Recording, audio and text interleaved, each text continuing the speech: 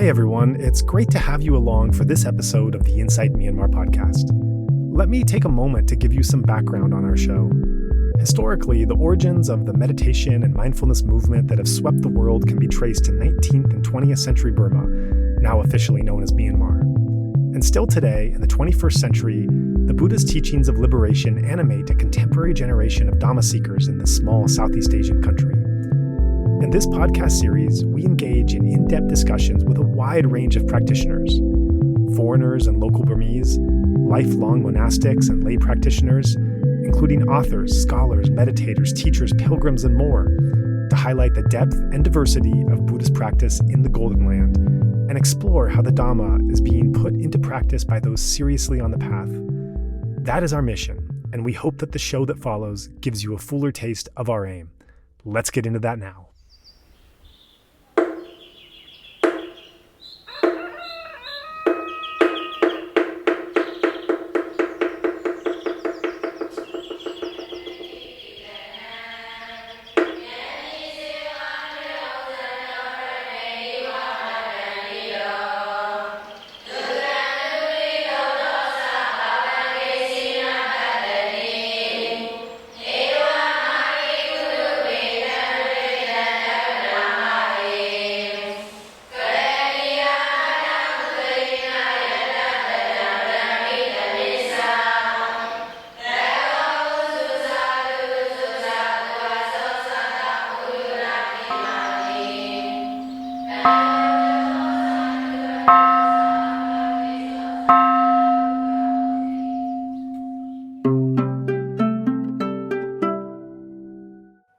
Okay, I'm delighted to have the chance to speak today with Antonio Costanzo in the first of 3 episodes where we're going to be exploring the life of the great Italian monk U Lokanatha. For one of the truly amazing 20th century figures to ever don the saffron robe and become a messenger of the Buddhist teachings, it's equally stunning to me just how little is known about U Lokanatha today and how few meditators have even heard his name. So let's hope that this episode really starts to change that. This book project that Antonio was a part of was a several-year odyssey undertaken by this small team of Italian meditators and monastics around the world, actually. Antonio is one of the 3 collaborators on the project and has described it to me as an adventure. So today we're going to get to learn a little bit more about this journey. In this interview, Antonio will be speaking about the project in general terms, giving us a peek behind the scenes at the research process. And we'll also be learning a little bit about the overall narrative arc of U Lokanatha's amazing life. In the 2 subsequent interviews, we'll be talking with Lorenzo Colombo about the detailed biography of this fascinating figure, and then Tu'u Mentananda will join us and he'll discuss U Lokanatha's teachings and beliefs.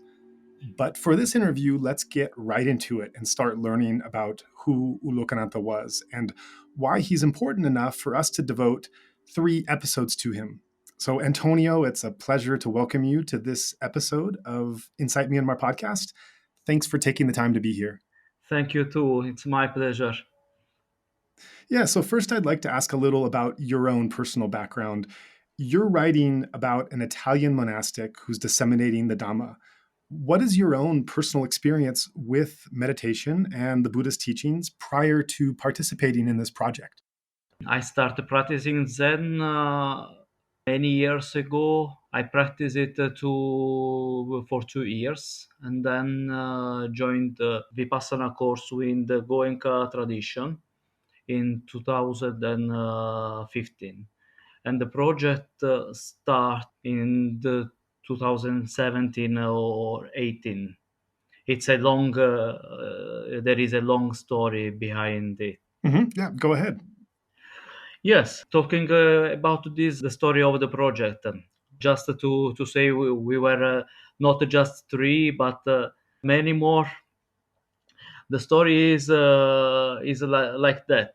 You have a big part in this story because my first acquaintance of Lokanatha's figure materialized in the end of 2016.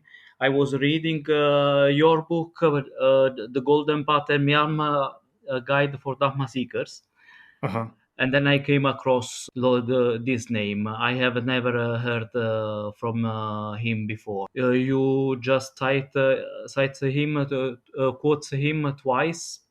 At the first time, I just go went ahead, and then when I read about him, speaking about him as a great Italian monk, that sparked my interest and curiosity. And I just decided to check for more information in internet, and then I saw that it was really an amazing person. It was very be very hard to hear he went by foot from South Italy to India in the 20s, and then he was also born just 40 kilometers from my village. Then I this increased my curiosity. I just tried to know something about him, and then I write to you asking for more information. And it was strange enough that we didn't have so many information, and then it was your idea to collect information, and then with the help of Roberto Mannai, one of your collaborators, we start sharing material in a Dropbox folder. And after some time, other person joined in this folder, and we managed to collect some official documents as a birth certificate, and even an interview. I want to stop you there just for a moment. I want to go back and explore some of the early stages of your project. Personally speaking, I have to say I'm just so moved to hear that our Meditator's Guidebook was this catalyst for another important Dhamma project launching off the ground. I mean, this was very much our hope when we started work on the book, that this history and information we were collecting would impact people in different ways. So it's just so nice to hear how that happened. I do want to follow up with another question about this. The Golden Path, the Meditator's Guidebook, Shui Langale, it's a very long book, and it just has rather small references, sections to this Italian monk just kind of thrown in there, at least in that first edition. The second edition has a bit more detail. But what I'm curious about from you is what hit you so strongly that reading these very small references, it set you on a path to want to learn more about him? I remember the second reference, which was more striking, was about his vegetarian ideas. Because I remember you were talking about meat or not meat in Myanmar, and where you were talking about that many monks in Myanmar enjoy meat, but there are some monks that try to avoid it. And then came your mention about Lokanatha, and you spoke about him as a great Italian monk. It was these words had this sparkling force, and then I decided to know something more. Right. And you mentioned that he was born just 40 kilometers away from your hometown. So once you found that out, did that give you any sense of kinship or connection with him? These being two people separated by time, but sharing a nationality, growing up so geographically close, and yet both dedicating your lives to a practice that came from very, very far away. So did you feel any personal or intimate connection with him when you learned that? Yes, I felt such kind of relation. And also the first translator of Pali text was also from South Italy. Hmm. But I don't really know why it is like this. South Hmm. Italy has a very long history. Hmm. At times we talk about Greek philosophy, but we should just remind us that when we are talking about Greek philosophy, many of these philosophers were indeed Italians, said in an anachronistical way, because they Hmm. were in South Italy, many of them, as Parmenide, just to cite an example with the Zenon. He is famous for his paradox. and also Archimedes in Sicily, and so Hmm. on. It is something in the country, a search for truth. You think there's something in this South Italian region that people growing up here have something in common in terms of being motivated to look for truth or look for some higher spiritual reality? Is that something you find common in the culture throughout history there? At least in ancient times. And Okay, but right. we can also go ahead. For example, Giordano Bruno, who was born in the 16th century. He was burned by the church in the year 16. He was also from a small town in South Italy, very close to Naples, Nola, Hmm. just Hmm. to cite a very big example. Then there are many seekers, and then Hmm. it was I mentioned the first translator of Pali text.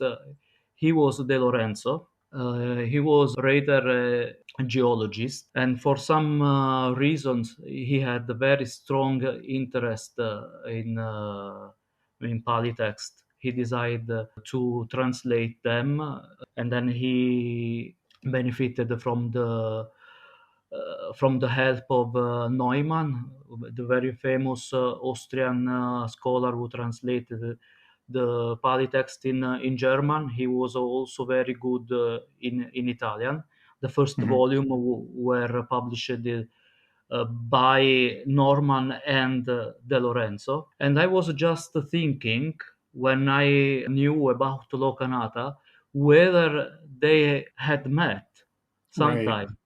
right. And maybe the surprise is that after many months or maybe years of research, we came across that they did meet. Mm. Hmm. And Lokanatha was traveling around Italy. He was arrested because he just was searching for food. He were brought to his uncle in Cervinara, and then at a certain point he went to Naples, came in the university, and we just know speaking a very in Neapolitan with a very strong American accent.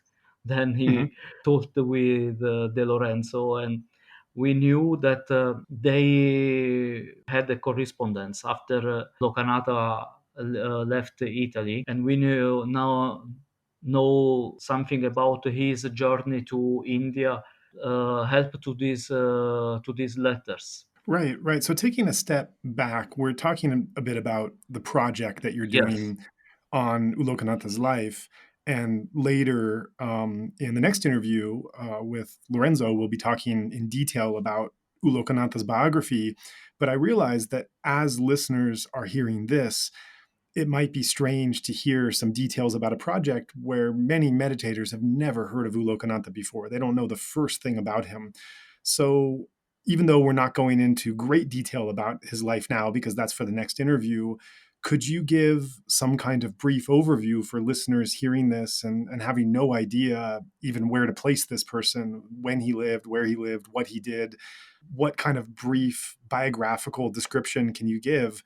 Which I know is very challenging because this is someone whose life ranged over many influences of people and travel and places. So it's hard to condense it, but that's what I'm asking you to do so that listeners can have some general idea about who he was.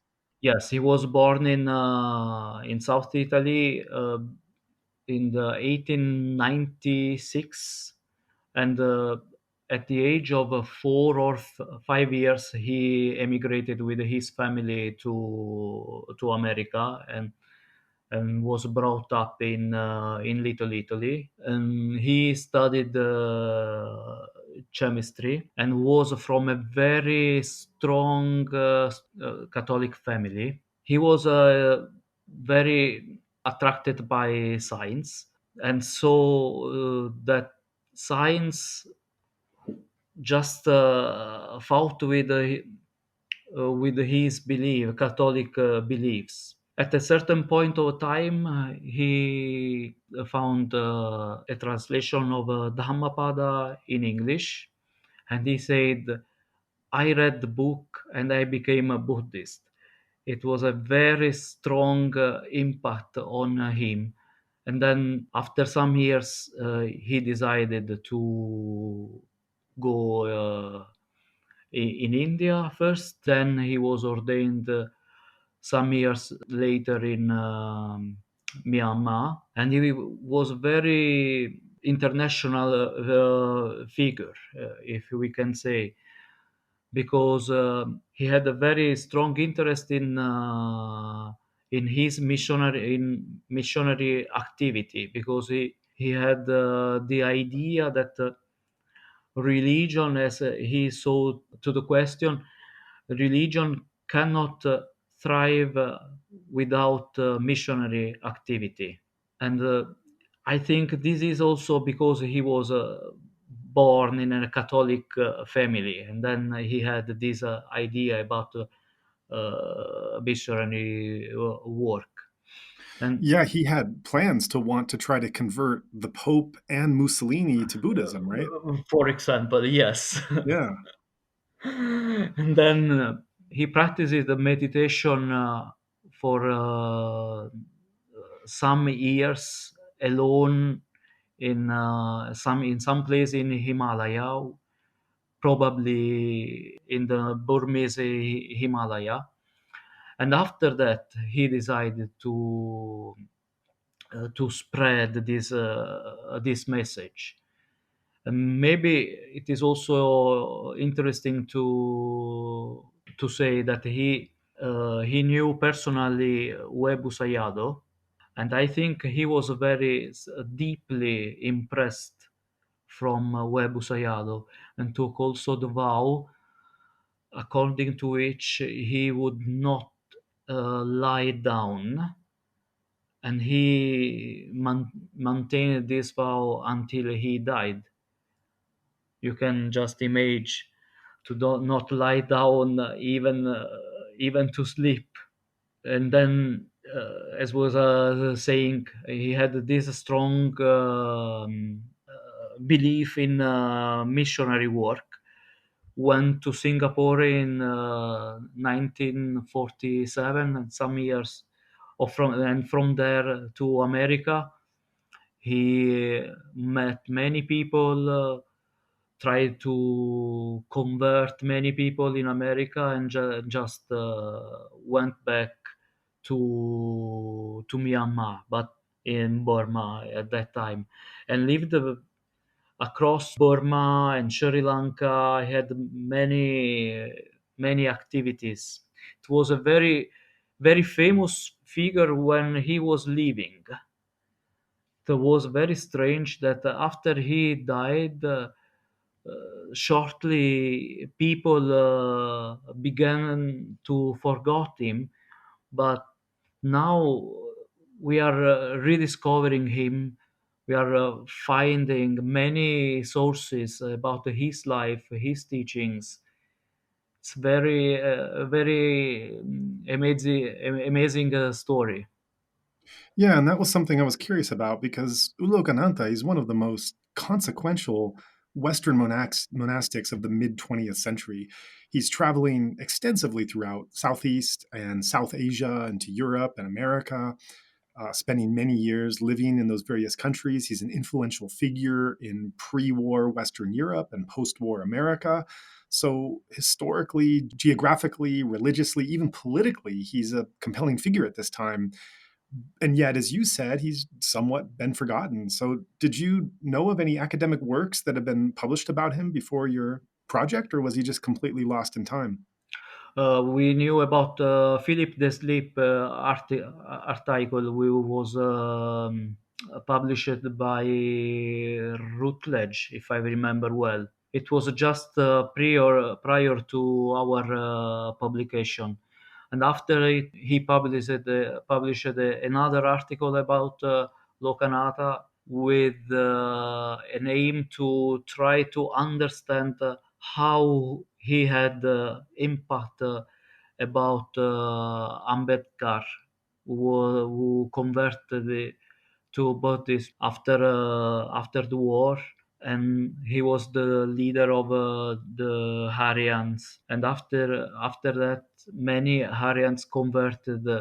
I think six, many millions, if I remember well. Philip tried to shed more light about this episode. I'm not aware about many other works about him. Right, and that was something I just read your translated version that you've written this biography in Italian, and I've read a simple translated version of it in English, and that was something that I'm somewhat familiar with his life. But the one thing that I wasn't aware of before reading this was, according to at least my understanding of your work, that U Lokanatha played a pivotal role in convincing Ambedkar to go ahead with these conversion, which is one of the most important historical points of that era. Just that I think it's been called one of the largest mass conversions in history. Many millions from this group converted to being a Buddhist, and according to what you found, this was actually U Lokanatha was actually played a critical role in convincing Ambedkar to lead this conversion. Is that true? Yes, after this time, we found after we published the book, our book, we found a pamphlet who was rather a letter who Ulo Kanata wrote to Ambedkar. Then we have also written documents about it, and it was a letter in which he said that the Haryans should free themselves because in Buddhism there were no casteism and so on, and Buddhism is the religion of the truth. It was very good to have this written reference, but there are it is an episode that has been recorded elsewhere because we knew about it also before we read this letter. Right. So I want to get back to the project that you were collaborating on, how it developed, because there were all these curious twists and turns of how the collaboration took place. Eventually, you got in touch with an Italian based Lokanatha group, which happened in this kind of convoluted yet very fortuitous way, somehow Yes. tying together countries of Iceland, the US, Italy, Burma, even Namibia. And somehow Shui Lan was involved again. So, can you explain how this all happened, how everything came together in this next step? Yes, I remember our Dropbox group lost the interest after some time. We just collected something and that we couldn't find no more material. After 1 year or something like that, you wrote to me and Roberto saying that an Italian lady had written to you because she had intention to go to Myanmar to take picture and collecting material for an Italian group who was studying was doing research about Lokanatha. It was a very amazing information, and from some reason, uh, at the first, my mind was distracted from other things, and you was also suspicious because you didn't remember about Mettananda, who was one of the person who was involved in the project. But after 1 or 2 months, I went ahead and wrote to you asking about more information. We just had this name, Donatella, and we knew that an Italian group was extant and was doing research about Lokanatha. I just wrote to Donatella and came across that she had been in Iceland, and I was from northern Italy, Trento. Just a few hours before, I had talked with a friend who was from the same zone in northern Italy, and it turned out that she knew him. Had been in Namibia with him. He was her guide. It was very big coincidence. Yeah, it's amazing how all those connections came together, huh? Yes. And after it, she gave me the email address of Bhikkhu Mahapanya, who was the head of a little temple in northern Italy, and he was also in the group researching about Lokanatha. And so I discovered that to the group belonged also Kusalananda, Bhikkhu Kusalananda, Bhikkhu Mettananda, and Lorenzo Colombo, who was a lay follower. And they had also been in touch with Michael Cioffi, who was a nephew of one of the brothers of Lokanatha. And then the puzzle just started to increase. And after some time, we had a very big correspondence. And after some time, 1 year or so, we decided to meet in Italy. As you said, I was in Iceland and I couldn't go to Italy just right away. But after some time, we could meet, and we went to Lerici, where it is this little monastery. Lerici is also a very beautiful place, famous for his farfalla. Farfalla is just a name, an Italian name for a butterfly. It's a very curious visual phenomena. The sunlight goes through some stones and draw a picture of a butterfly of light on the rock just nearby. And in this place is the monastery. One thing, this butterfly is drawn just in the summer solstice, and then it means that it is a sacral meaning.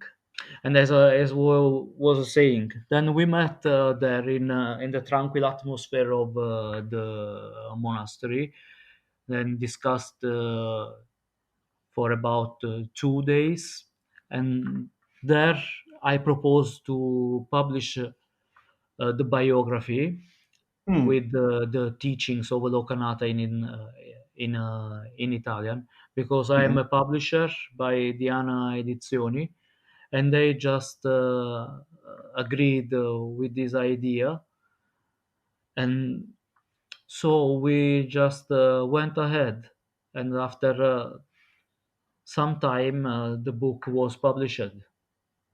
So the decision to publish the book was actually made while standing in this beautiful town in the actual monastery in northern Italy. Yes, we obviously we talked about it before, but the final decision was taken there. Okay, so can you update us with where you stand now with the project? You've written this book in Italian. I've seen the translated version of it. Is it published? Is it available now for readers?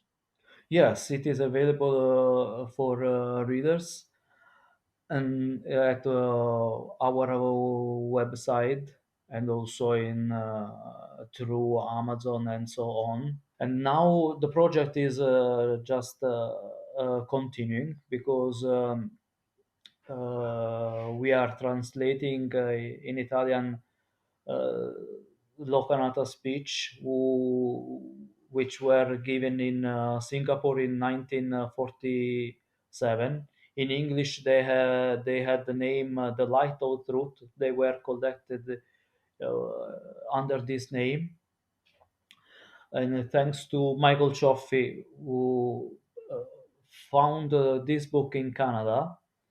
and we just made an OCR from this book, and we are aiming to do a professional layout of this book in English, and in due course of time, we aim also to publish this book in Italian, and it will be given for free through our website, the Edizioni. Oh, that's wonderful. And you mentioned that even to this day, you're still finding out information that surprises you about the life of this extraordinary monk. After devoting so much of your life to learning about him, what kinds of things have you stumbled upon that continue to amaze you? At the moment, as I mentioned before, we found this letter to Ambedkar. Then we found also talking about how connection could be very strange in life. When um, when we were just before the publishing the book, we came across that a nun, Bhikkhuni Dhammadina, when she was working in Myanmar, met the last Upataka of Lokanatha. He is a personal attendant, the last personal attendant of Lokanatha. Bhikkhuni Dhammadina said to me, he was very, very old man. He looked like a very old man and had just some hair, some relics of Lokanatha. Oh, And then she took these relics and gave it to Santa Chittarama monastery, which is in between Naples and Rome in Italy. oh, There are still coming up things yeah, about him, written source, because we know about some books that he wrote. For example, Girdling the Globe with the Truth. When he aimed to go in the West to spread the teaching of Buddha, then he collected some material, wrote some basic teachings, but we have not find this book yet. Then it could be in some monastery. For example, we found another speech thanks to Pierluigi Confalonieri in Sri Lanka. He was at a monastery in Sri Lanka, and in the library, just one day, he wrote to me, "Do you know what I found?" and sent to me a scanning of this book. It was one of the Lokanatha speech in Singapore, but it was organized in a different way. You know, it was just a pamphlet with this speech. Then we are confident that there is much material we will discover. yeah. Wow, that's incredible.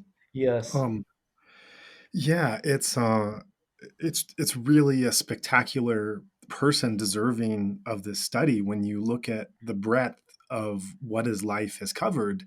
And this is what we'll get into in the next interview. We'll really go into his biography in detail.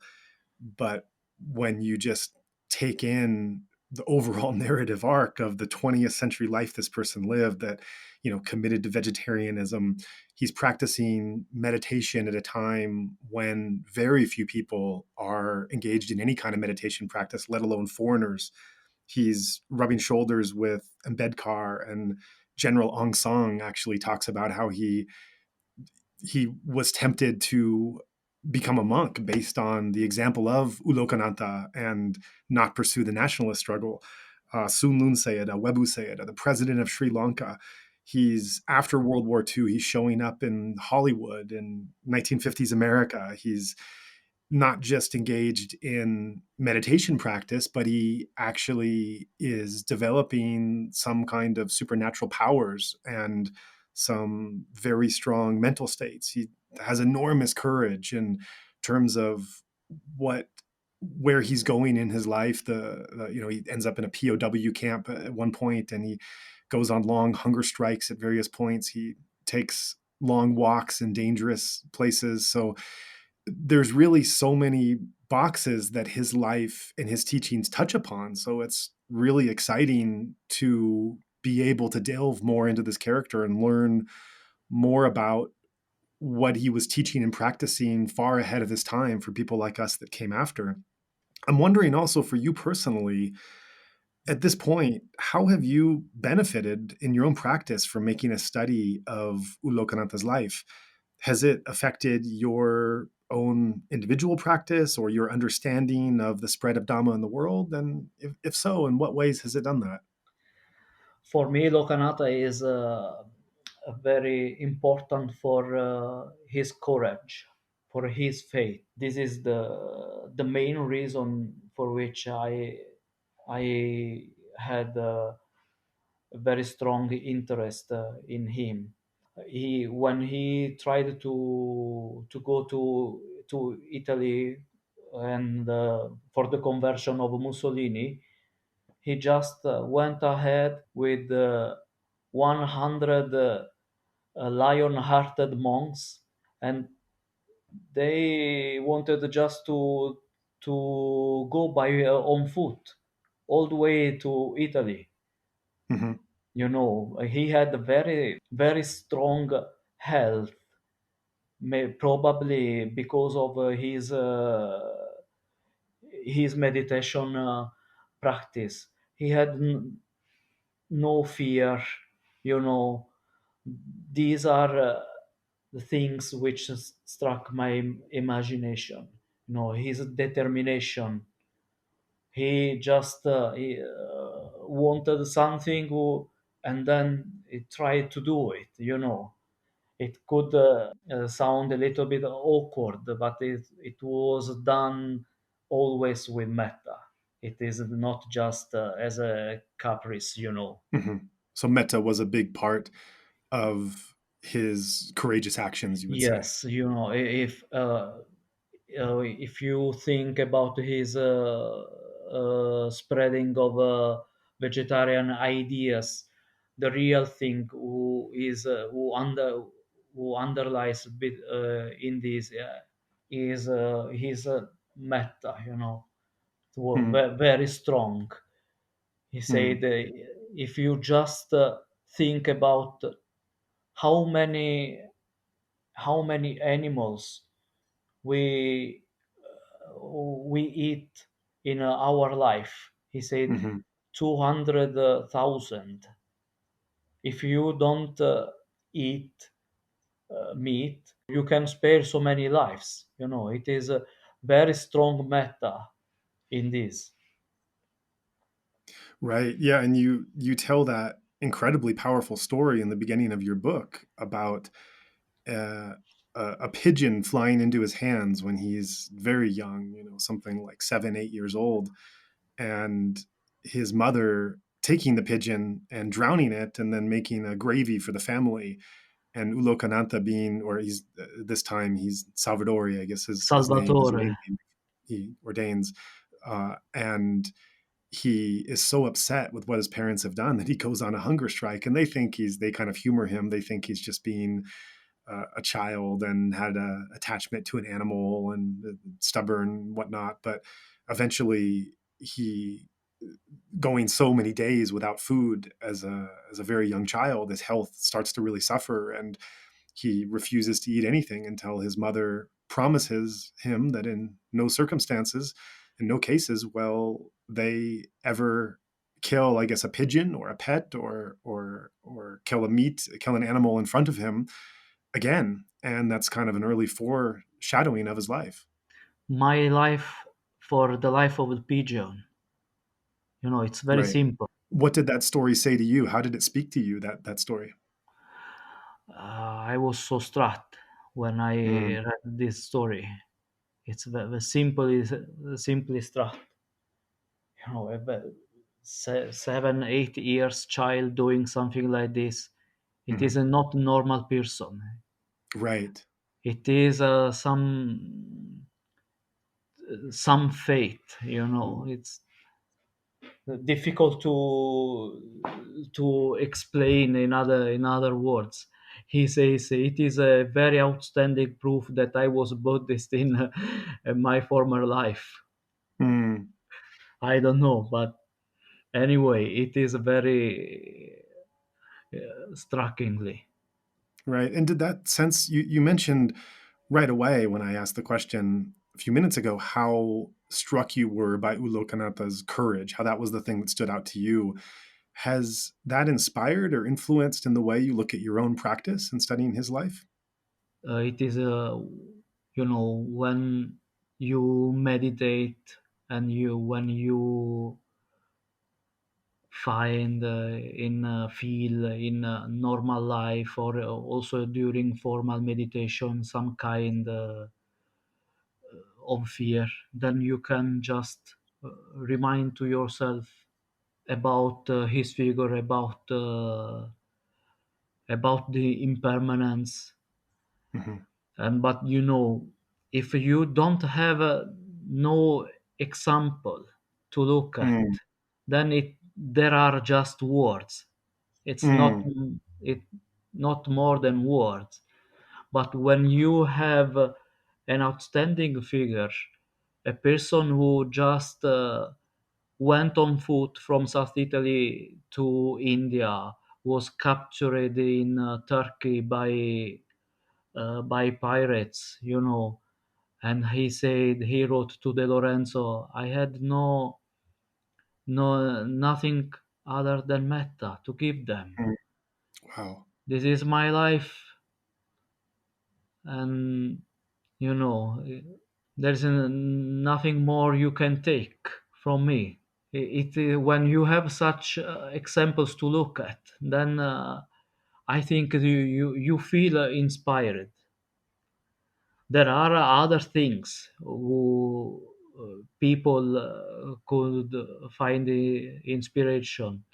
As for example, he was a scientific man, and he was very important also for connecting science to Buddhism. Now we hear many people talking about it, but we should not forget that Lokanatha was one of the first people, monks, who did it, and it is also important that he had a degree in chemistry, and then he joined to monkhood. Then Mm, he knew about he was speaking. Others look at his figure also for this kind of teachings. But for my personal point of view, his courage is most important, because now after so many years we have many people talking about science and Buddhism, and now we know also more knowledge about Buddhism that we had at that time. But one thing that maybe it is also worth to mention in relation to this is I found in Goenka discourses some reference, especially when he talks about science. There are some examples that he speaks about that are very, very close in speech to Lokanatha's discourses. I think that Goenka knew something about him. He never quoted him, hmm. but we know that he was very Lokanatha was very famous during his life. We have also sources attesting that he was close to Khin at that time, but we couldn't find other sources to confirm this point. The suspect is that Goenka had much to take from Lokanatha, because at that time there were not so many people speaking about Buddhism in from a scientific point of view. Mm, that's very interesting. And now that you say that, I came across a reference, and I'm not going to be able to remember the source because this was years ago. It just stands out in my memory that and I'm not sure if you have come across this. We can talk offline later, and I could see where I can track this source down. In the early days of Sayagyi Ubiken, before he set up the International Meditation Center, he was teaching in the accountant general's office. Before he ever taught meditation there, he was in the early days, he just had a Buddha shrine, and he was giving precepts, and sometimes he would give Dhamma talks or someone else would step in to give a Dhamma talk. And I did come across a reference that U Lokanatha was one of the guests who came to the accountant general's office to give a Dhamma lecture to the assembled office workers one day. We have also another testimonials from Virginia King, if I remember well her name. She was brought up in Burma at that time, and Lokanatha met her family very often. She was if I remember well, the only one who was not Buddhist at that time. She said in an interview with Lorenzo, she thought that Lokanatha practiced the Vipassana, but we don't Hmm. know how, from Mhm. which school, but it is another good point. Yeah, it's like this detective trail, right? Where you Yes. you keep having these pieces and they keep leading you in. I think listeners hearing this now will start to get a sense of being in the process of this exciting story, because what you're presenting is this figure that is ahead of his time in almost every mark. I mean, he's a foreigner, a Westerner who's interested in Theravada Buddhism and meditation long before it would develop into the current wave that it's in, which have hit you and I, Antonio, where we've been a part of a generation that in our respective countries where these teachings have come and they've been important to us and we've practiced them. But U Lokanatha was ahead of any of that wave where it was commonplace to look at Buddhist teachings or Buddhism, let alone meditation, let alone ordaining as a monk, let alone going to those countries, given how difficult travel and wartime and everything was. And he foreshadowed, oh, and then you mentioned the science part of it. So this whole Buddhist modernism of connecting Buddhist teachings with scientific development, you mentioned that he was very much a forerunner and in the early stages of presenting some of those ideas. And now you're mentioning a link with Ubican and IMC and Goenka. Of course, there's already a link with Injinbin. Now Injinbin is something of a pilgrimage place for many Western Vipassana meditators today who want to come and pay respects to this very special place where Webu Sayadaw lived. But he was there. He was one of the few foreigners, just a handful, who was actually in Injinbin during Webu Sayadaw's lifetime. And so, in many cases, even as we trace this detective tale, and of course this possible link you brought up of what meditation he was practicing, how he was influencing Ubikin, how he was influencing Goenka, that's a big mystery that will be very exciting to unravel. But in many of these ways, he was very much ahead of his time for what would come a half century later and the movement that you and I have gotten caught up in. Yes, it's true. And also, we should not forget that he had this big faith, also this big faith in Buddhism, but he was brought up in a Catholic environment. He never forgot about Jesus, and he said, "I have a strong love for Jesus and Francesco d'Assisi," and he very often quoted words from Bible and draw close parallelism to Francesco d'Assisi, because he was maybe the one monk in the Catholic tradition who had a very who loved very much animals. There are no other examples, he said, in the Catholic tradition about him. And as I was saying, he tried he was not trying to fight, against the Catholicism. And as you mentioned, he was ahead of time. And after some time, many years after he died, I heard about the Pope who went in Myanmar, and as Lokanatha did, just quoted something from the Bible and a verse from Dhammapada. And as you say, maybe it is a kind of destiny. He wanted to convert the Pope when he was leaving. Now it sounds very awkward. But after so many years, would you expect that the Pope would have gone to Myanmar and would have quoted a verse from Dhammapada? That's incredible. Yeah, that's incredible. What a life. Yeah. So many of our listeners hearing this, they're meditators around the world who might not have much background at all concerning the state of mid 20th century Burma, or even how these Buddhist ideas began to reach the West.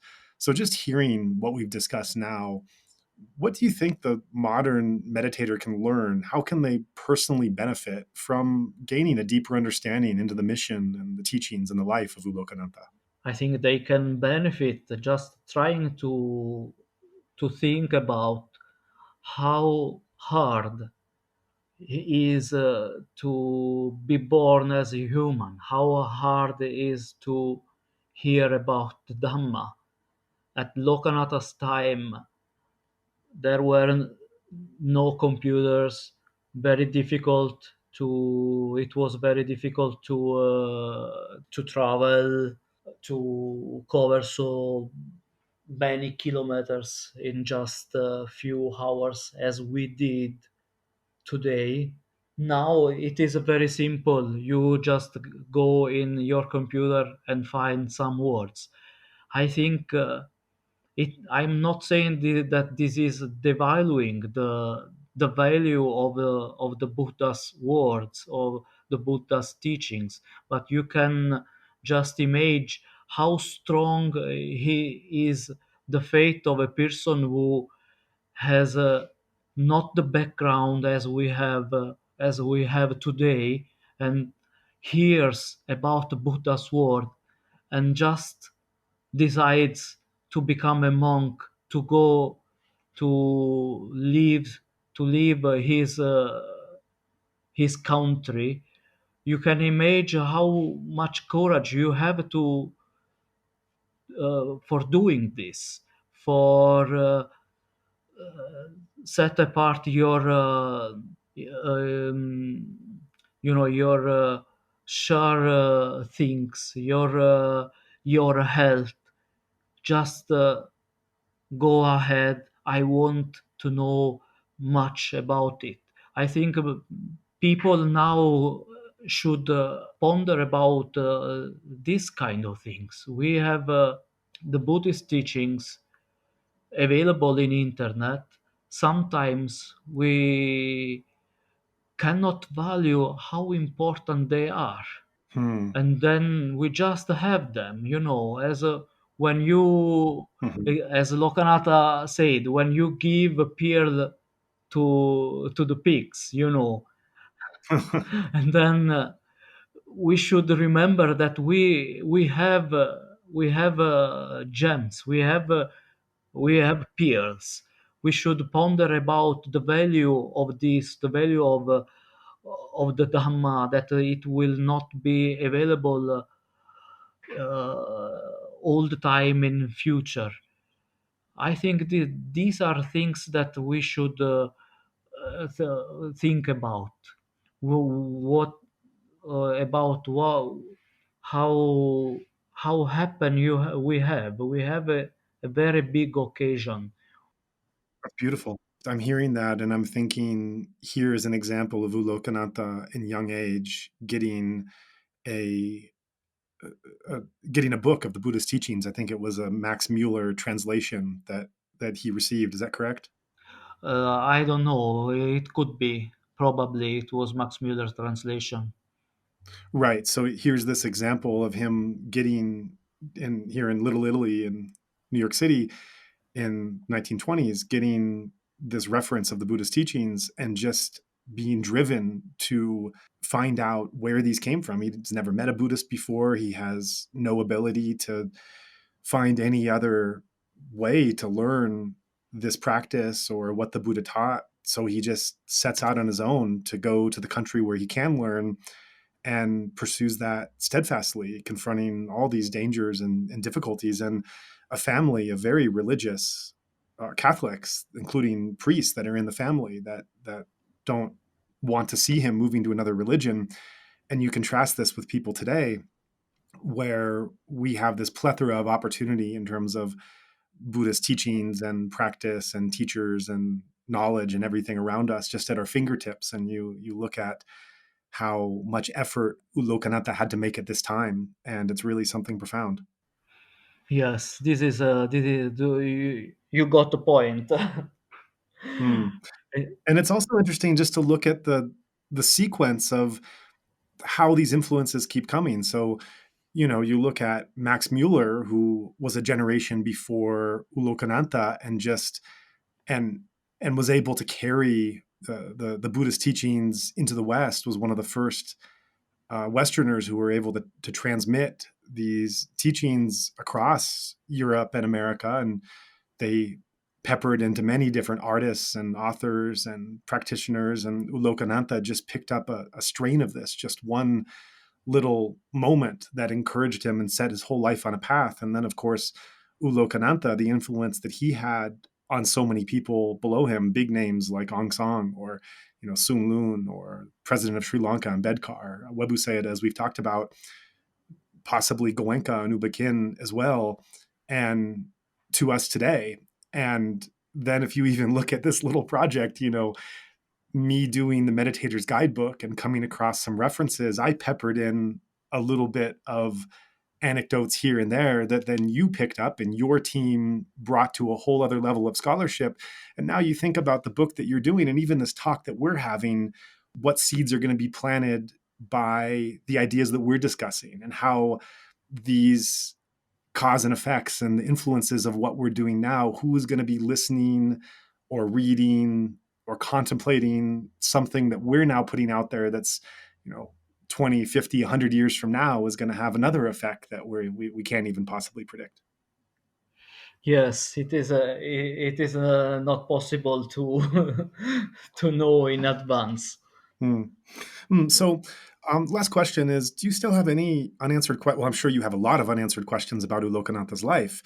If I can grant you a magical wish to have one question asked in its entirety, what would be the thing that you're dying to know, that you would just love to know conclusively about some aspect of his life? The relationship with Webu Sayadaw and the practice he did, and especially when he was alone in in Burmese Himalaya. I think this could be very important to know, but it is also so personal. Hmm. Right. Well, good luck in finding that answer. I would also love to. I think we we will just find a partial answer, but not to all my questions. Yeah, I wish I really had that magical power to give you the answer. Thank you. Yeah, well, thanks so much for taking the time to share this. I'm really interested to keep exploring U Lokanatha's life and writing and in future interviews with your team. And all the best with the project as it goes forward. Was there anything else you wanted to add about his life or the project that we haven't covered on today? Thank you to. At the moment, we are just waiting, just trying to publish more, and maybe we will find more in future. I could after some years could maybe talk again. We shall see. Yeah, right. I look forward to that. In any case, best of luck with everything. And thanks so much for taking the time to share what you've done so far. Thank you too very much.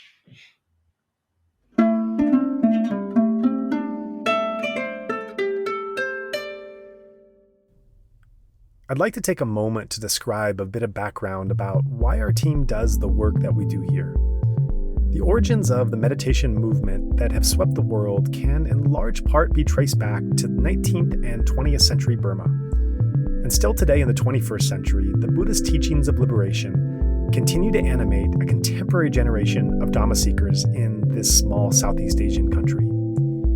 A growing interest in mindfulness around the world, combined with the recent opening of the country, has led to more interest than ever before about meditation practices.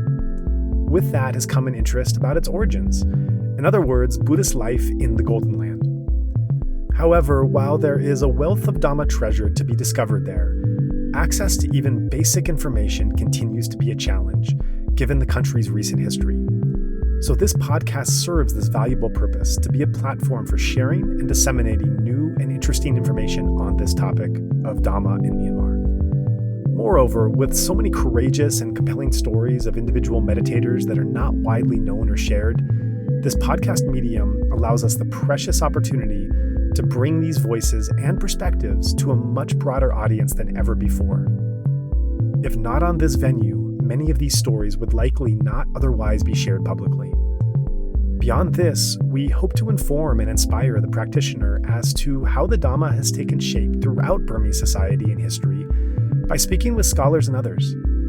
Overall, we hope this podcast can educate and motivate listeners in their own practice wherever they may live, while also illustrating the diversity of spiritual experience possible today within Burma Dhamma. And we also hope that you personally have enjoyed today's show. If so, I want to bring up a gentle reminder that there is a minimum cost associated with every episode and that we are 100% listener supported. If you would like to hear more content like the show you just heard now, please take a moment to consider giving a donation to keep our engine running. If you would like to join in our mission to share the Dhamma from the Golden Land more widely, we welcome your contribution in any form, currency, or transfer method. Every cent goes immediately and directly to sustaining the programming. You can give right on our website via credit card by going to insightmyanmar.org/donation or through PayPal by going to paypal.me/insightmyanmar. We also take donation through Patreon, Venmo, GoFundMe, and Cash App. In all cases, simply search Insight Myanmar on each platform and you'll find our account. Alternatively, you can also visit our website for specific links to any of these respective accounts, or feel free to email us at info@insightmyanmar.org. In all cases, that's Insight Myanmar, one word, spelled INSIGHTMYANMAR. If you would like to give in another way, please contact us. Thank you for your kind consideration.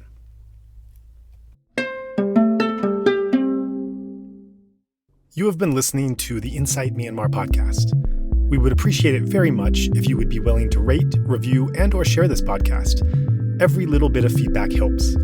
If you are interested, you can subscribe to the Insight Myanmar podcast on Apple Podcasts, Spotify, Stitcher, or wherever else you get your podcasts.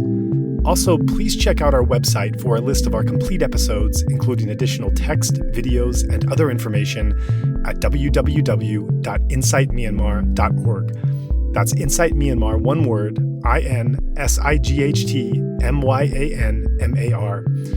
If you cannot find our feed on your podcast player, please let us know and we will ensure that it can be offered there. There was certainly a lot to talk about in this episode, and we'd like to encourage listeners to keep the discussion going. Make a post, request specific questions, and join in our discussions on the Insight Myanmar podcast Facebook group. You are also most welcome to follow our Facebook and Instagram accounts by the same name of Insight Myanmar. And if you're not on Facebook, you can also message us directly at burmadhamma@gmail.com. That's BURMADHAMMA@gmail.com, and we're also active on Dhamma Wheel.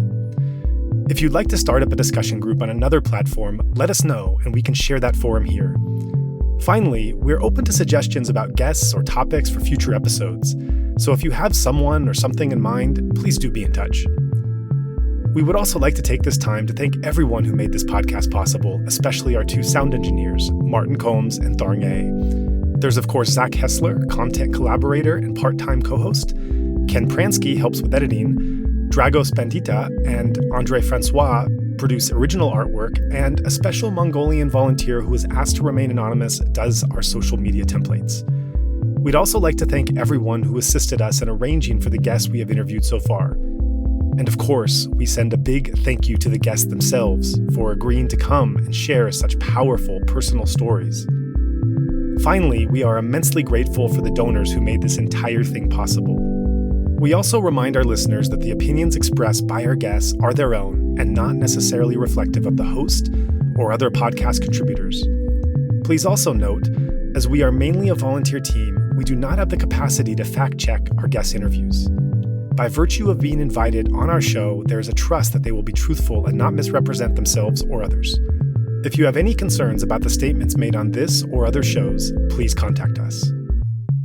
This recording is the exclusive right of Insight Myanmar podcast and may not be used without the expressed written permission of the podcast owner, which includes video, audio, written transcripts, and excerpts of any episodes. It is also not meant to be used for commercial purposes. On the other hand, we are very open to collaboration, so if you have a particular idea in mind for sharing any of our podcasts or podcast-related information, please feel free to contact us with your proposal. As you know, our podcasts are 100% listener-supported. We welcome your contribution in any amount, denomination, and transfer method. You may give via Patreon at patreon.com/insightmyanmar, via PayPal at paypal.me/insightmyanmar, or by credit card by going to insightmyanmar.org/donation. In all cases, that's Insight Myanmar, one word, INSIGHTMYANMAR. If you'd like to give especially to support our new run of coronavirus episodes, please go on the GoFundMe site and search Insight Myanmar to find our campaign. If you are in Myanmar and would like to give a cash donation, please feel free to get in touch with us. Thanks, and see you next show.